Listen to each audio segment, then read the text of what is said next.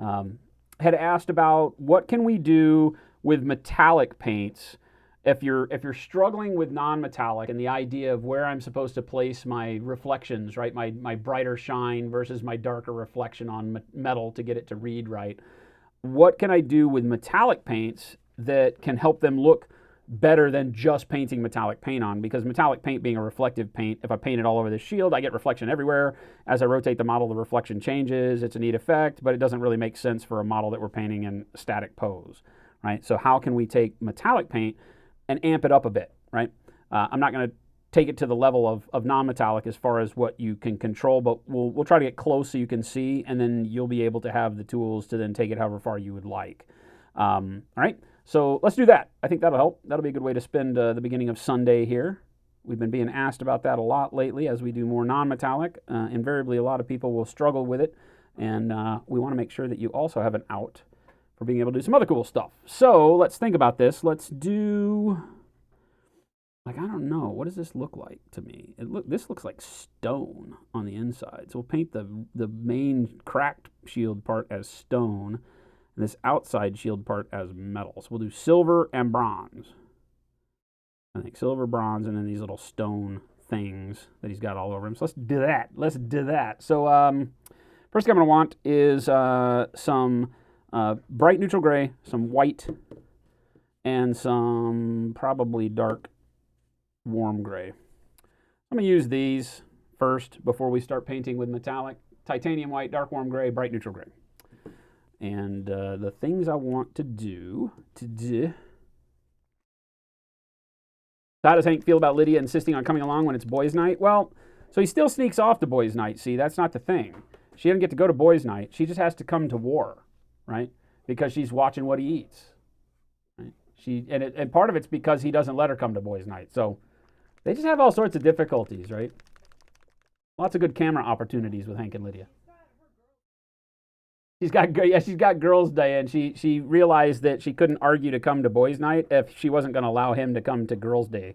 So they've reached a reluctant agreement point with regards to that. But now she's enforced her way into just combat time, right? Like, she's not letting him have wartime on his own anymore. He feels like his eating habits are a little overboard. Where is my number 3? I have too many paintbrushes. There it is. All right. Okay, so the first part of doing this still requires you to kind of look at what you're attempting to do and how the shine would respond on a particular object, right? And on this, because of the matte finish of the black primer, we're not going to get a whole lot of reflection. But if we were to just kind of hold him in our table light and see, you can see how this shield reflects, right? We have brighter reflection up around this top curve, getting brighter as we come in towards the apex here, right? So as we go through this, we get right about here is about as bright as that reflection gets here. That's the same here, and it's going to be the same all the way down. Now you notice how the inside edge of these other pieces gets a reflection because that edge is facing upward, right? Whereas the curvature of this bottom part of the armor now starts facing more downward, right? Because it has a slope to it. So our light comes from this direction, right? And so that's how that's going to hit. Now we could very quickly, let's do this. Let's do some dry brushing. We did on this, we showed how to do dry brushing to catch a pre-highlight. So that's what all of this contrast is done from. So let's do a little bit of that first, right? I'm going to do some dark warm gray, because that'll help you if you're struggling with figuring out where to place your brightest reflections and such. Doing a quick dry brush over the model, or if you have an airbrush, a quick pre-highlight will help a ton in finding where those colors need to go. So I'm just going to grab one of our DB2s, a little big dry brush. It's kind of mid-sized, right? And I'm going to take the gray, and I'm just going to pick where my sunlight is coming from, and let's have it be from this direction, right? On this model, it was from over here. That doesn't make sense, so it's going to be from here now, right? For this tutorial is different. We're doing things new. It's different. You're not the boss of me. I tell my own story around here. So again, paint only on the downstroke.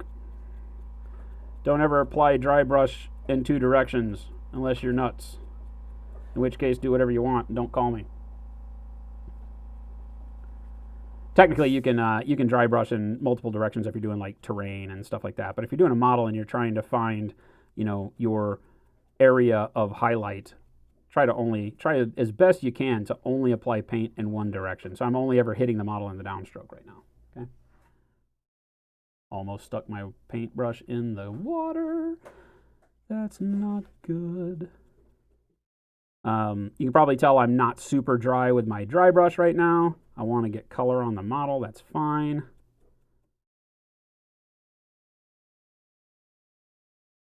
Always holding the brush and the face of the model in the same direction. I'm not rotating the model any, and I'm not rotating the brush direction any, because I only want the brush to hit where it would hit if it were light.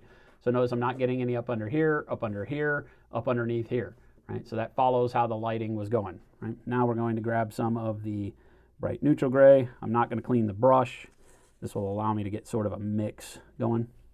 And here I'm going to then focus in a little tighter on the downstroke in towards this middle area.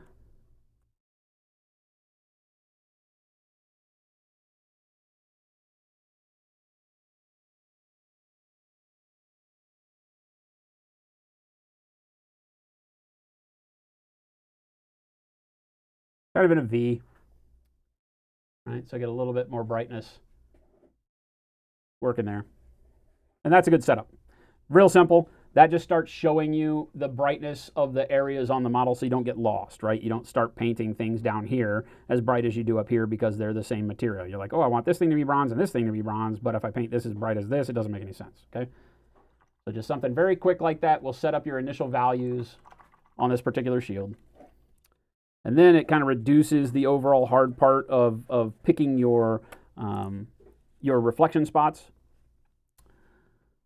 Because now you know, okay, so just my dry brushing shows me that my brightness across here, and I'm brighter up in the center like we said, so I'm going to take some of that bright neutral gray, right?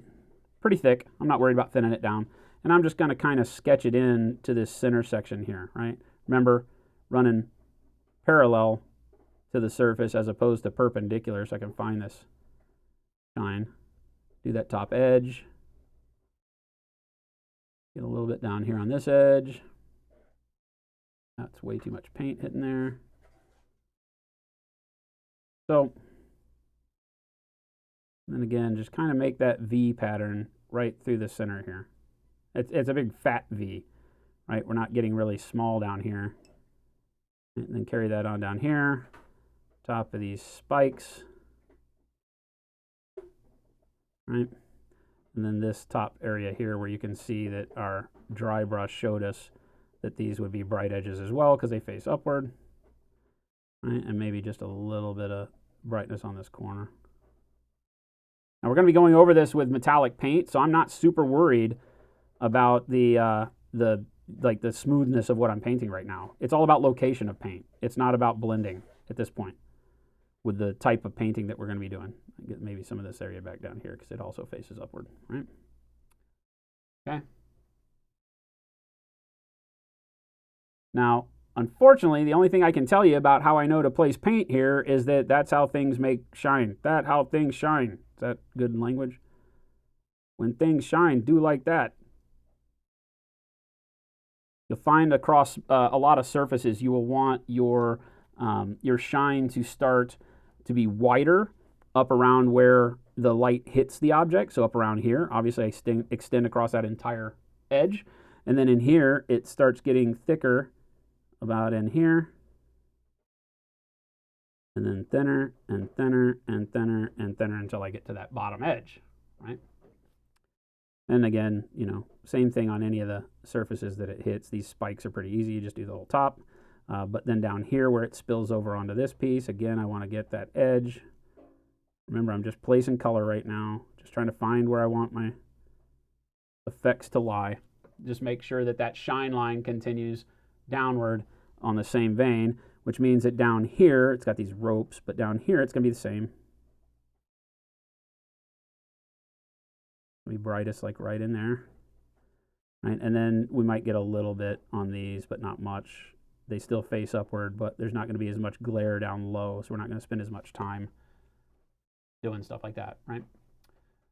And so all of a sudden you can see how you're starting to find a metallic shine out of this real quick. And this is just you starting to study how different shapes reflect light. And there is no other way for me to tell you that.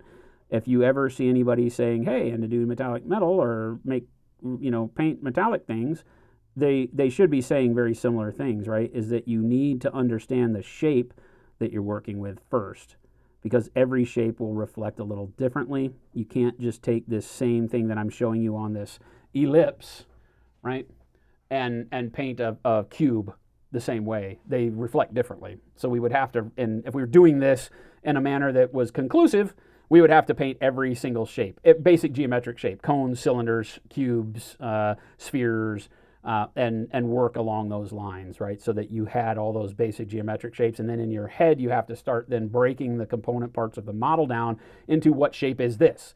Round peg, round hole. Every shape that's made goes with one of those shapes in fundamental kind of ideas, right? So, this plate on his chest is a piece of a sphere, right? Because it's bent.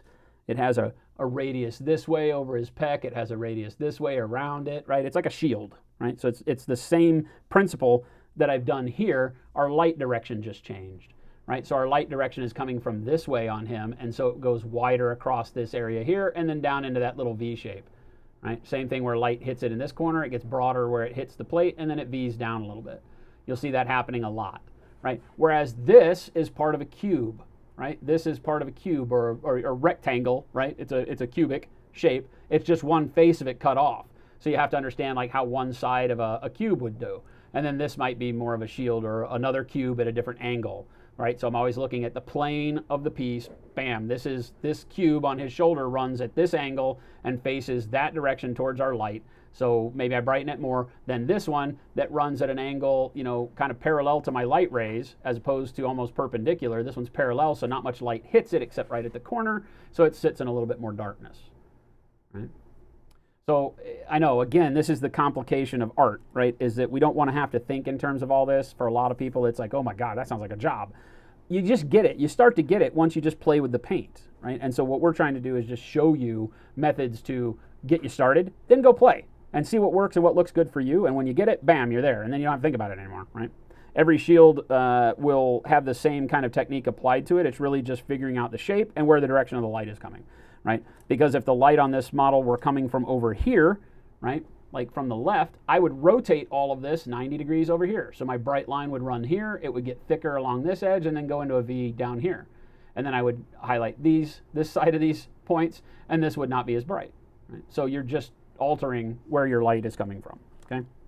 Pretty simple. But now that we have that located, we want to start now underpainting for real. Like I want to start thinking in terms of, okay, what is going to affect my my metallic paint as I put it on? So I'm going to start using the dark warm gray and the bright neutral gray, and I'm just going to start painting these areas in, right? So again, if you're not familiar with underpainting is the idea that I can go through here and use a color underneath another color to make that second color, the one that goes on top, look a lot different, right? And so for our purposes, we're trying to do that with metallic paint. And metallic paint has a heavier opacity to it by the very nature of it having metal flake in the paint, right? So it's harder to thin down because it actually has a physical component that is mica or aluminum flake. And that mica and aluminum flake takes up physical space in the paint. It overlaps all of the paint underneath it. It causes all sorts of issues when you're trying to underpaint. So I've got to be a little bit more over the top with my colors, right? So I'm going to take and paint this a little bit brighter underneath in the areas where I want this shine. I'm still leaving some darkness in between like this rope and this plate here, right? Darkness underneath there, a little bit of darkness to the left of this area here so that the rope casts a shadow. Right? Then as I come down through here, I'm going to grab a little bit of this and kind of hash mark it down to nothing so I get some brightness with that. Right? So not really blending, I'm just, shorter brush strokes and stopping them sooner, and that gives me shadow down low, brightness up top, okay? Pretty easy. Same thing through here.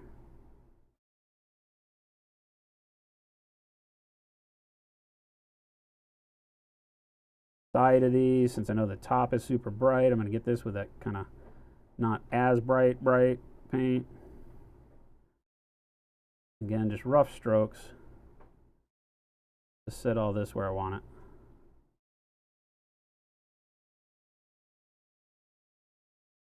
Okay. Something about like that. Then I'm going to go with the dark warm gray by itself and kind of revisit anywhere where I want shadows to show a little bit more prominent, maybe along these edges here, just kind of broaden that gap, maybe right up in here. Again, very loose, fast and loose, not having to sweat it too much.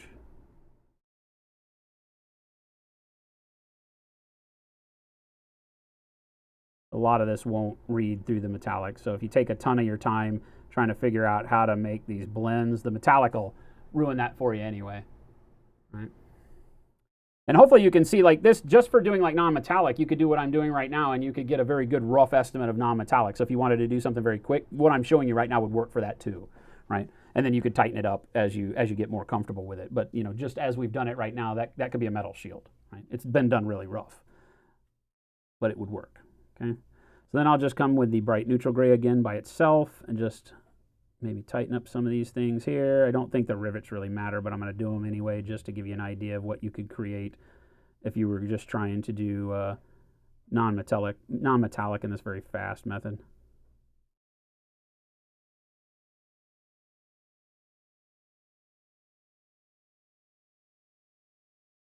I'm going to extend this, if I can get the paintbrush to cooperate. I want to extend this bright neutral gray out a little bit further. Again, like I said, we have to be a little bit garish. We got to go a little bit amplified over what we would do if we were just painting it as regular non-metallic. So I'm going to extend that because the metallic paint is going to cover this up. I'm being a little bit more liberal with the paint here. So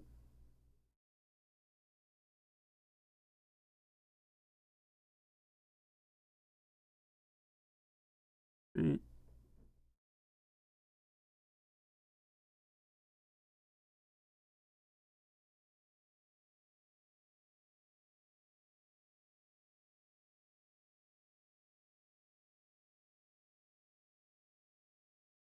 These edges probably don't survive the metallic paint, but we're going to hit them anyway. If nothing else, what this does is reminds you the areas where you want to get that brightness. So for me, I'll go ahead and even if I know the metallic paint probably won't let that edge remain, I'll hit it anyway. Because as I go through and I paint the metallic paint on there, it will remind me, oh yeah, right here, I need to come back and pay attention to this.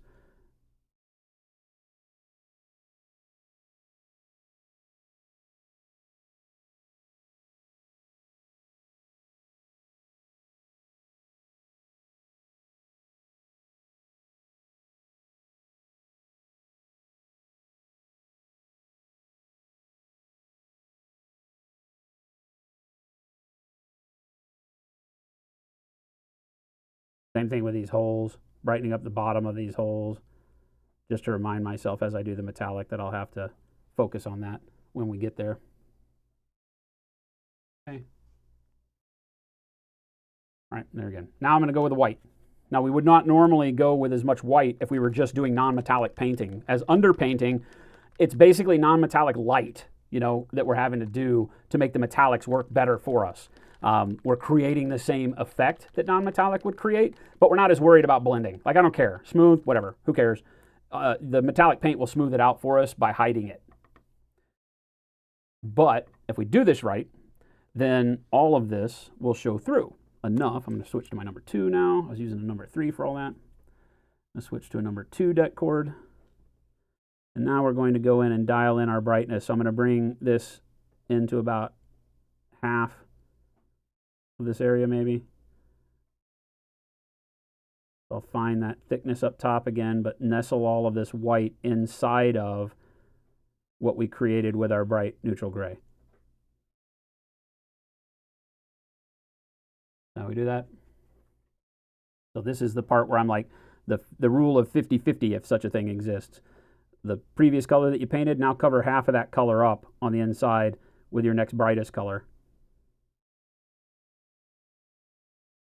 for the areas where you know you're going to get brightness, right? It doesn't mean every area. That's the tricky part.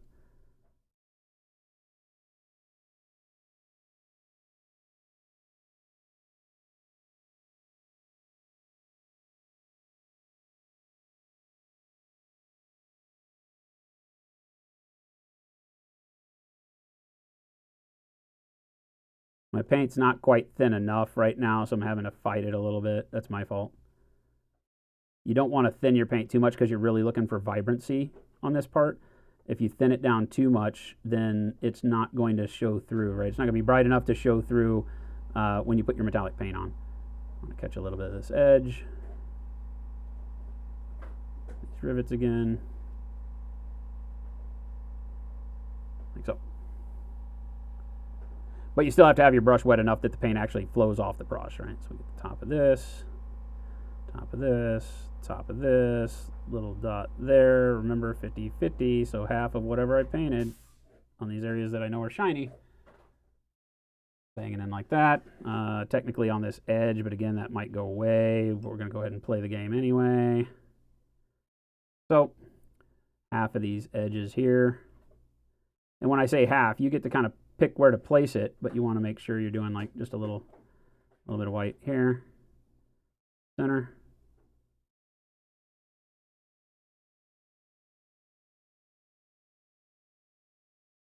Okay.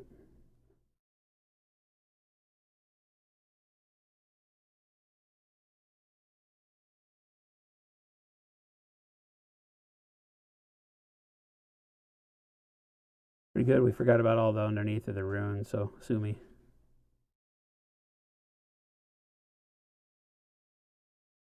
Come back and kind of remind myself that that has to happen as well, right?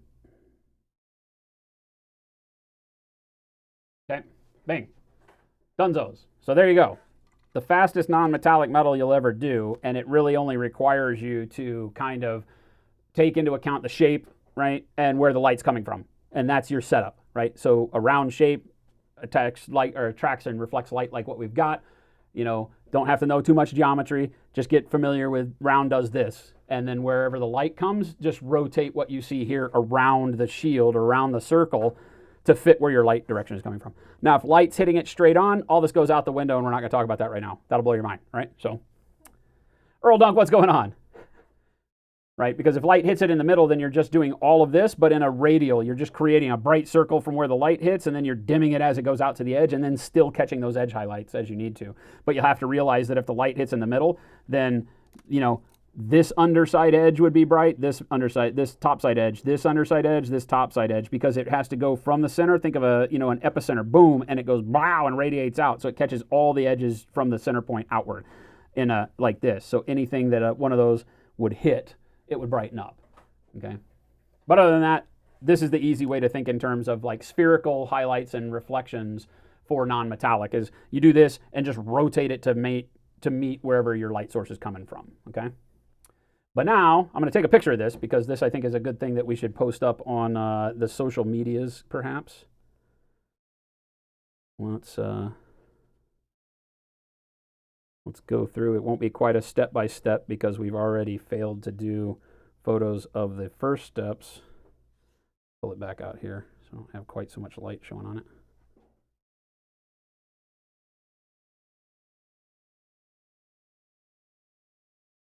Good enough for government work.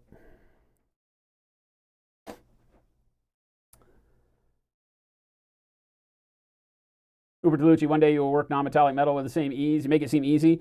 Yeah, well,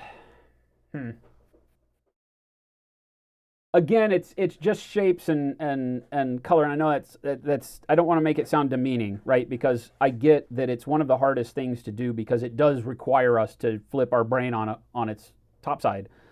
It's so different from the way we normally apply paint. Number one, we're attempting to do things with super bright and super dark, very close to one another in some cases, depending on how much brightness you want. We're not doing that part of it now, because we actually are going to be painting with metallic paints on this, is the idea. I'm showing you how to set up to make your metallic paints look even better, okay? And so in situations like this, we're now at the point where you once you get that part put aside, that you got to be comfortable putting real bright colors next to dark colors, and highlighting totally different for metallics than we do for skin, right? Like the skin looks like a different material here because it doesn't have any edge highlighting. It doesn't get super bright.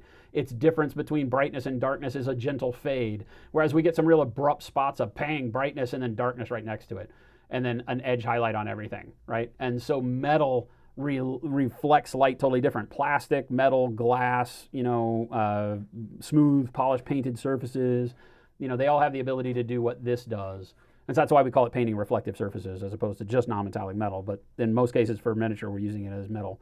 But then you change, you put different textures on and stuff. And so it really is I always want to say, and I want this to be an uplifting thing, is that you're already painting and can do non-metallic metal. It's just getting your brain tuned in for the the kind of messed up way you have to paint in order to make it work. Because we spend so much of our time doing, let's find another model that is not, metal. This is being hard because so many of them are. It's impossible, right? We spend like this guy doesn't have any metal on him, right? So we spend so much of our time painting smooth blends, right? We want to go from our darker colors to our brighter colors and register all the colors in between, whether you wet blend or glaze or airbrush or whatever, I don't care. That's typically what we're trying to get our brain around, and we spend so much time training ourselves to go from dark to light, and through that we find all those middle colors, right? And the more middle colors you find, the smoother your gradient becomes, the nicer your model becomes. It gives it that depth. It makes it, you get that, I did it, right? Kind of feeling. And then you throw in, bang, reflective surfaces. And reflective surfaces say, screw all that. I want bright colors right next to dark colors for absolutely no good reason, right? And you have to get comfortable with that. So that's the biggest delimiter I find for people who say they have a hard time painting non-metallic metal, is that right there. You can't get used to not doing smooth blends, because if you do a big smooth blend on your metal from a super dark color to a bright color and you blend it through all the middle colors, it looks like you just, like in this case, it would just look like we painted it gray. It would just look like gray, right?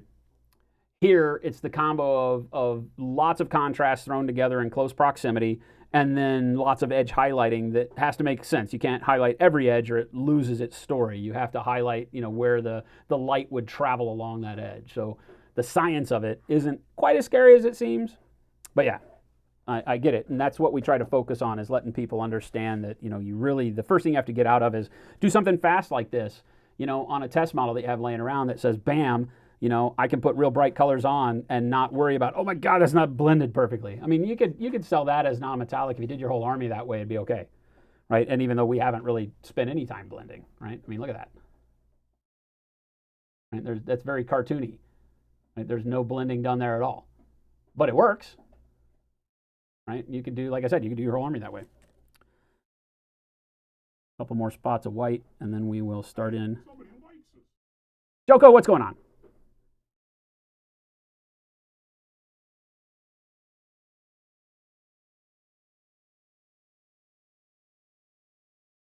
Pitiful Walnut, great name.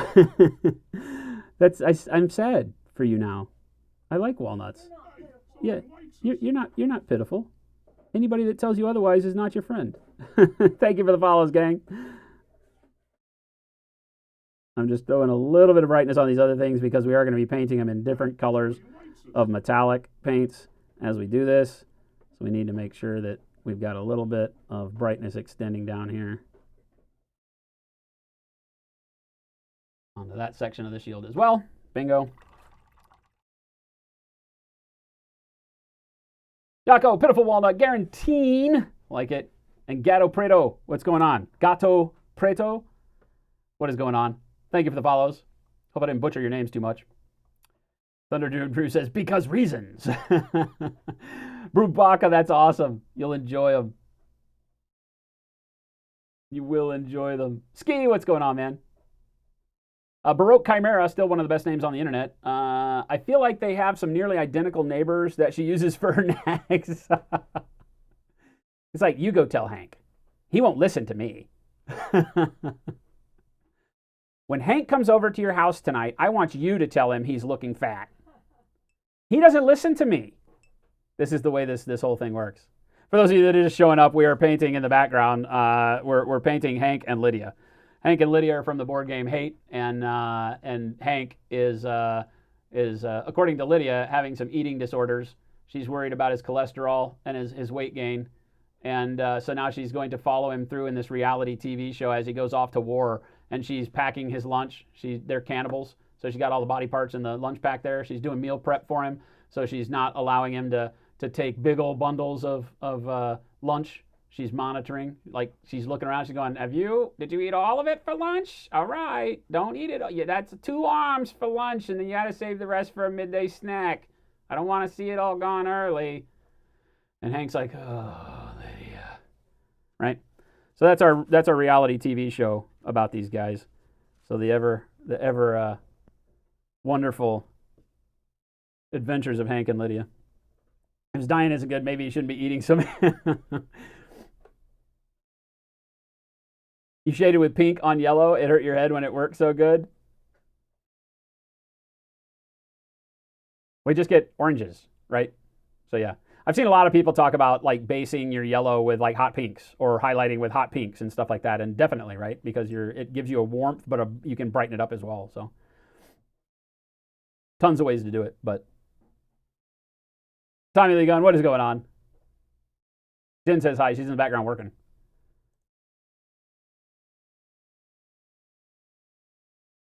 No mid-slaughter snacks. Yeah, she's watching. And now he's always like got that cringe factor going on. If he tries to take a bite, she's going to yell at him from like across the battlefield. You'll just hear it like, I see that, from way over in the distance. And he'll be like, argh.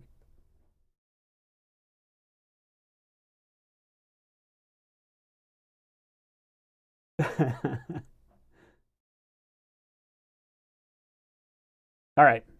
So let's do some metallic paint over the top of this. So everybody got where we're at right now. We've done a basic non-metallic light workup where we've put our reflection areas on here, because where this started is the question that if you're having problems kind of getting the gist of various non-metallic painting styles and it's just not working for you, it's just not clicking, can you still use metallic paints and make them feel more like non-metallic, be able to control how they shine a little bit better, be able to reduce the amount of reflection that the metallic paint has, so that you just get a little bit more oomph out of it and it's not just a big shiny glob, right? And you don't have to weather it all the way down to where you lose all the reflectiveness of it either, because the metallic paint, the reason why we use it is because it already has the reflectiveness built in. But that reflectiveness is not controllable. When you paint with non-metallic, or when you paint with metallic paints, we've got a bunch of models here that have various amounts already on them. Let's grab this guy. Right? This guy's even better. This guy, I don't think we've even done the wash on, have we? Oh, maybe a little bit, right? But so we've got, like our Nurgle, we use in metallic paints, right?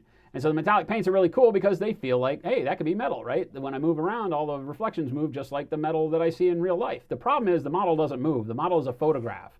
And so you're going to paint, this is a great example because we're going to paint this flame on him, and that flame is going to cast a reflection and cause brightness on this metal that's underneath and around this. So if then when I move the model, like right now, it's going to make that go into shadow, right? The lighting changes and all this looks like it's in shadow, even though the fire should be lighting it up. So how can I paint my metallic so that no matter how I rotate the model, I always get the glow of the fire on the metallic and it looks right. So the metal paint doesn't, the metallic paint doesn't skew that by throwing shadow and dark reflections where it shouldn't, right? Like if I turn him upside down, the bottom of the axe looks really bright when it shouldn't be very bright, right? It's the bottom of the axe. The top should be bright. But if I turn it over or to the side, now that's not bright anymore. So if I look at this guy from this angle, it changes the entire story of how metallic paint is supposed to work. This was supposed to be bright steel, right? But it's not bright steel. Whereas on him, right, if I turn it, guess what? It's still, that sword always has that same reflection spot on it, and it's always bright steel or dark steel like we've got it painted here, right? But the story's always the same no matter how I turn the model, because my highlights and my shadows are always in the same area. And so that's what we spend most of our time painting doing.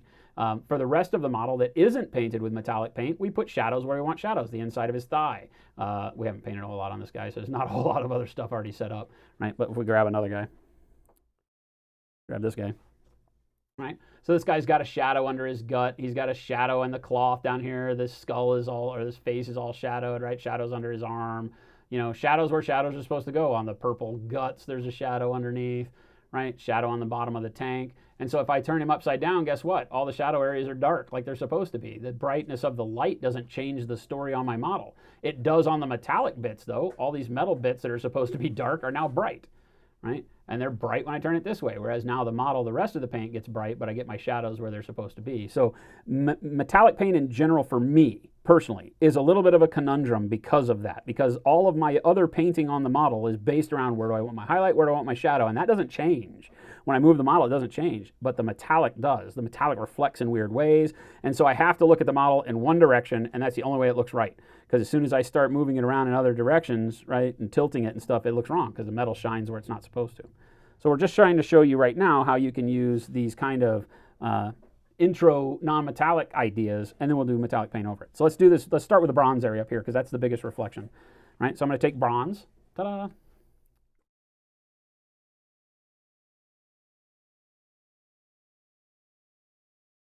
You painted that one last week for the second time. I love that guy. He's really good on the table too, right? Foul Blight Spawn, I think is his name, right? They're really good, man. That flamer is bitching.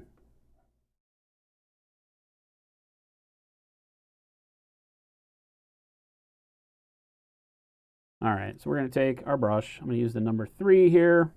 And we want a lot of water on this, okay? And I'm going to, on the palette, thin this down just the same way I would if I were glazing anything. So you're going to notice that my metallic paint is very, very thin. See that? See how all that color is shining through? Bingo. That's what we want. Right? And I'll show you, you can glaze with metals.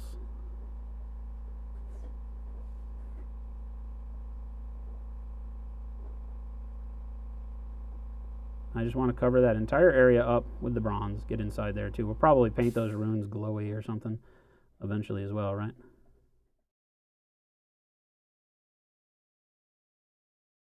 Right. And notice what happened immediately, right? We get that brightness will show up. Oh, we got to get this at top edge too, huh? And the cracks and crevices there.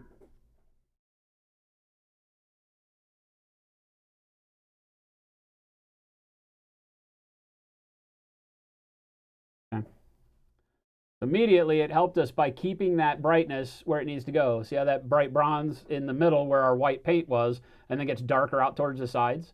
So immediately we start to affect our metallic paint to where as I move it around, it still has a reflection, but look at this spot on the rune that looks like a number 5, right? At the top of that 5, like when the light is hitting it like we painted it, it's the brightest spot. And then as we move it around, notice how that number 5, the top of it is always the brightest spot. See, even there where the light's not hitting it, it's still the brightest spot. So we've added some control to our metallic. Right? It still reflects in weird ways, but now it always draws the eye to that bright spot. And we can continue to use that to brighten it up. Right? So if I take a bit of light bronze here,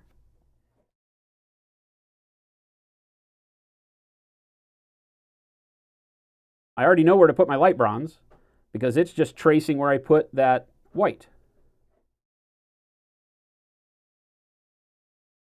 And that was just one coat of very, very thin glazed bronze. Look at how thin it was, right? You can see all the paint that I put underneath it. But look, it still looks metallic. Like our paints are spectacular, not gonna lie, right? Our metallic paints allow you to do some crazy stuff with them that you might not be able to do with everybody's metallics, right? We're still able to glaze, get the reflectiveness out of the paint, right? And have all that control. All right, so let's pull back to about there. Let's grab some light bronze, and the light bronze I don't necessarily need to glaze with, but you can. Depends on what you're comfortable with.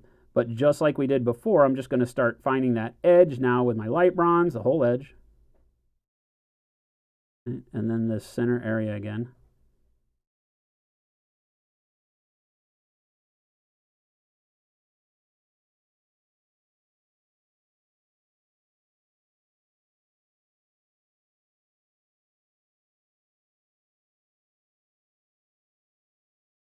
Okay. Now we've amplified it even more. Now watch the top of that number 5 as we rotate it around, and look how much brighter it is now. The goal always being that we keep control of our light and our shadows on our models, right? That's what we spend all of our time painting, is telling this story and creating these volumes, and metallic paint shouldn't be any different.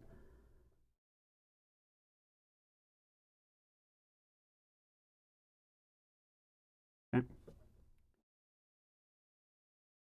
Now I'm going to take a little bit of the white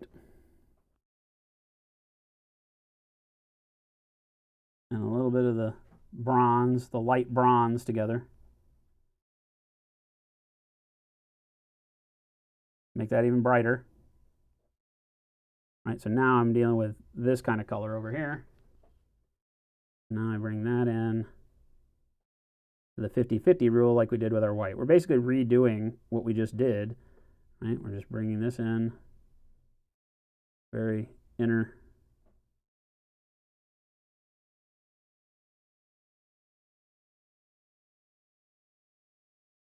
section of this. So every time, look at the top of that number 5 now, right?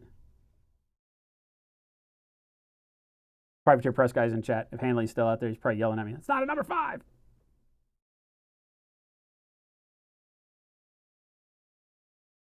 then go through and add a little bit more brightness. I can grab the parts of the runes that we said we wanted to make sure we highlighted. All of this with that mix of white and light bronze.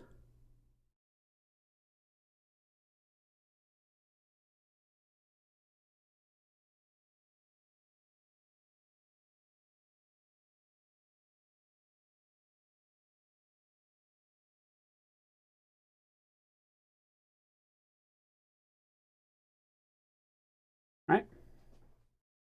And if you can remember what we did before, right? I took the snapshot, so I can show the snapshot. Look at me doing the before and after stuff, right? You can see what we've done is with the metallic paint maintained a little bit. Obviously in painting like this, the camera blows out a little bit, but you can get the feel that with the metallic paint, we've still been able to go in and create the same effect or a similar effect, right? You're never going to get rid of the metallic sheen altogether, and that's not something that you want to try to do, right? Because the metallic sheen is part of what you painted this for. But notice how now, no matter how I turn this, I've always got that bright edge, even when it's upside down, right? So up here, I still know where my shine is on the metallic. Totally different than what we had before. And I can punch this up a bit by taking in, let's take a little bit of our brown transparent, okay? Sorry, I'll get to all the questions in chat. I want to go through all of this real quick, okay? Because we'll probably port this over to YouTube. All right, so we'll do a little bit of transparent brown, which will be back in the store this next week before everybody gets mad at me, all right? We'll thin it way down.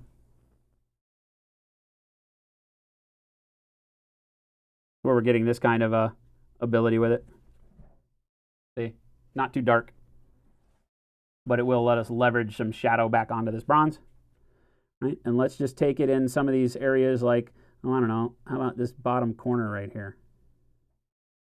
The transparent won't change any of the reflectivity of the metallic paint, which is awesome.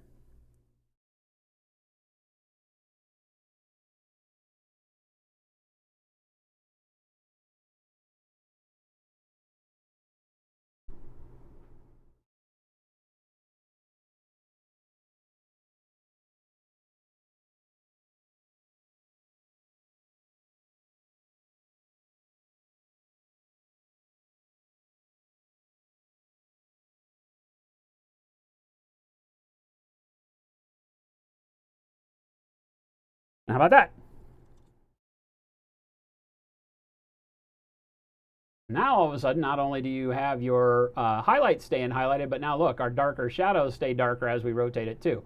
I can find where I want that little bit of darker bronze all the time, right? Turn it upside down, still see the darkness, turn it up this way where the light's hitting it directly, still have my darkness and my brightness.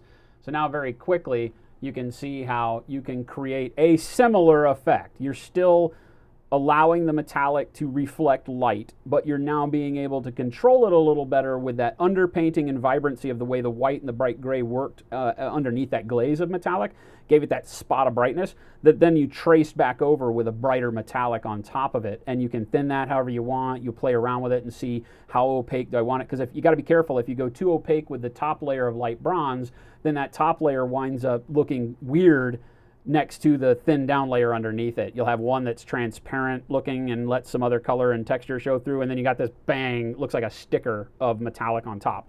So keeping it a little thin works pretty well, right? If we zoom in, you'll see how you can't really tell, right? Even though we've just been doing this super fast, you see how you can get a really good amount of vibrancy, right, volume and shine out of your metallic paints that are controlled, and we didn't have to glaze a bunch of colors over the top of them and totally get rid of our metallic. It's still metallic. This is exactly what I'll be doing with those Death Guard I showed you.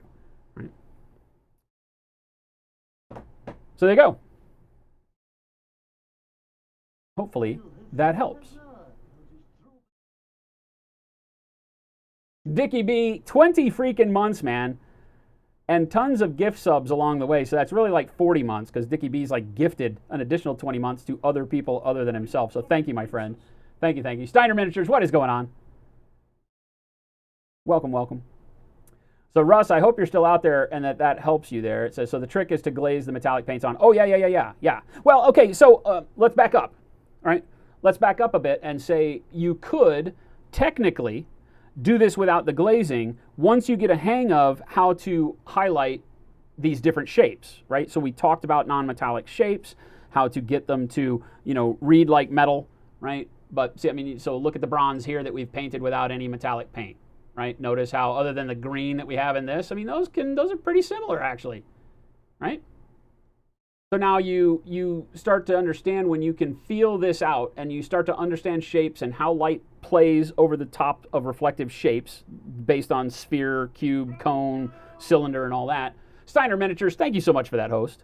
Thank you. Right? So once you get a feel for how that light will react across a surface based on its angle of an incidence, like where's the light's hitting it and what the shape is, then you don't need to be glazing so much anymore, right? Because you don't need to spend all that time at the sketchy level, right? Where I'm taking time to sketch this out and get it right, and if I don't, I paint over it and then sketch it out again, and then once I like it, I want to use it, and then I can glaze over it. But this is kind of like that will help teach you how to do that. Whereas if you do that sketchy style on your non-metallics, then you spend a lot of time blending to get rid of your sketchiness, and that can be as big of a pain as not. Here you get to be sketchy with the underpainting because the metallic will blend it for you. And it allows you to kind of teach yourself how reflective surfaces work, glaze the metallic on so that you get that sketchy brightness to come through, and then trace over it with your brighter metallic paints if you want, shade it with transparency if you want, with whatever you got going on, fine, go for it. And then once you start getting this dialed in and it feels comfortable and more confidence built up with it, then you'll be at the point where now this will make sense. Guaranteed, right? You paint enough of these shields, this circle shape like this will start to make sense why I painted that like that, and you can just make it happen, right? Like that's a good example, right, up next to each other of what you can make with both methods, right?